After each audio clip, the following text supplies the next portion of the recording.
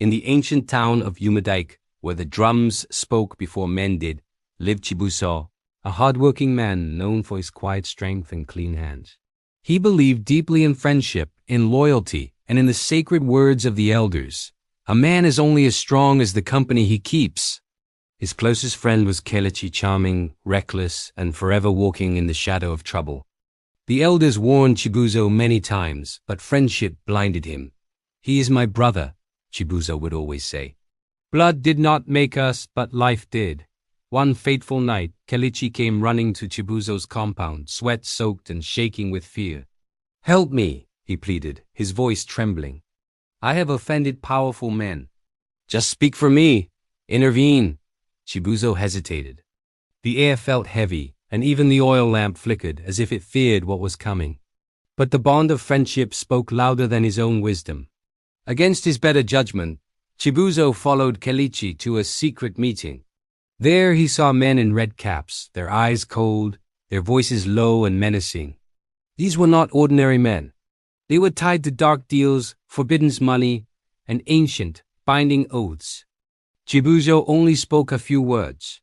It was just a plea for his friend, a simple intervention.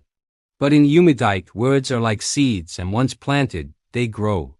Days later, strange and terrible things began to happen. Chibuzo's thriving business collapsed overnight. His name was whispered in places he had never entered, linked to crimes he never committed. The same men he spoke to now claimed he was part of their oath.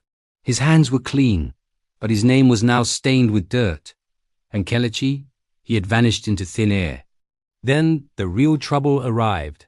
The elders summoned Chibuzo. The land demanded cleansing. Someone had to pay the price. You see, the spirits do not understand explanations. They only see involvement, no matter how small. Chibuzo fell to his knees, his tears carving paths through the dust on the ground. "I only helped a friend," he cried out in despair. The oldest elder shook his head slowly, his voice heavy with sorrow. "My son," he said, "the river does not ask who pushed you in. Once you enter, you must swim." By the time Kelechi finally returned, it was far too late. Chibuzo had lost everything, his honor, his wealth, and the woman he was set to marry. His life had become a living punishment for a crime he never intended to commit. Standing alone at the village shrine, Chibuzo finally understood the cruel truth. Wrong involvement carries real, devastating consequences. Not all battles are fought with weapons. Some are fought with loyalty and are lost with a lifetime of regret.